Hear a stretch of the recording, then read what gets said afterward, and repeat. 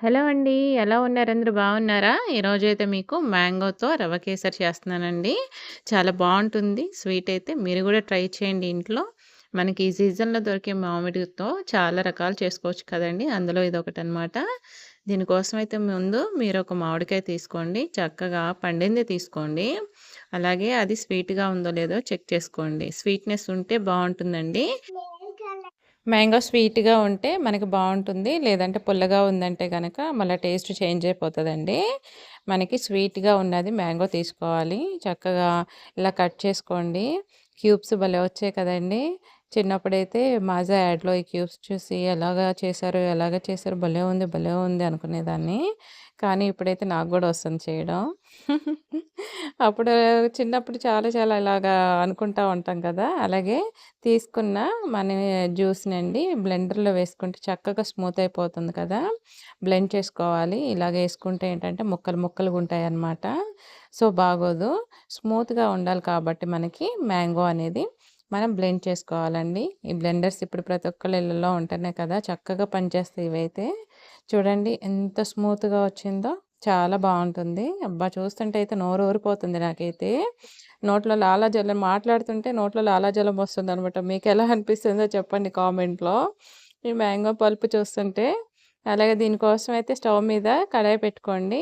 2, 3 spoons అయితే మీరు నెయ్యి వేసుకోండి. పెద్ద స్పూన్ అయితే నేను ఈ చిన్నది కాబట్టి 4 ఏసుకున్నాను.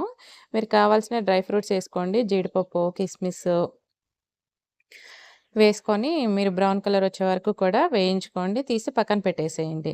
ఈ మిగిలిన మనకి నెయ్యి ఉంది కదండీ! దీనిలోనే మనం రవ్వ వేసుకొని వేయించుకోవాలనమాట. ఇదైతే నిండుగా కప్పు తీసుకున్నానండి. తర్వాత నేను ఇంకొంచెం వేసుకున్నాను రవ్వ. నిండుగా తీసుకున్నాను నేను కప్పు నిండా. సో, ఒక కప్పు రవ్వ తీసుకొని చక్కగా బ్రౌన్ కలర్ వచ్చేంత వరకు కూడా వేయించాలండి. అప్పుడు మనకి టేస్ట్ అనేది బావుంటుందనమాట. రవ్వ కేసరైతే మనం ఇంట్లో చేసుకొని చక్కగా పిల్లలకి పెడితే కూడా హెల్తీ గదా! చక్కగా ఈ సీజనల్‌లో ఇలా మామిడికాయలు దొరికినప్పుడు కూడా చక్కగా చేసుకోవచ్చు. 2 కప్పులైతే నేను వాటర్ వేసుకున్నానండి. గ్లాస్‌తో వేసుకున్నాను. చక్కగా మనకి కన్సిస్టెన్సీ తెలిసిపోతుంది గదా! రవ్వ ఉడికేది. దాన్ని బట్టి వాటర్ వేసుకోవాలనమాట. అలాగే మీకిష్టమైతే గనక కొంచెము మిల్క్ వేసుకోండి. లేదు అంటే గనక ఆప్షనల్ అండి. మీకిష్టమైతే ఏసుకోవచ్చు. లేకపోతే లేదు. మన రవ్వ కేసరిలో వేయొచ్చు, వేయకపోవచ్చు. ఆప్షనల్ అది. తర్వాత నేను తీసుకున్న కప్పుతో 2 కప్పులైతే షుగర్ పట్టింది నాకైతేనండి.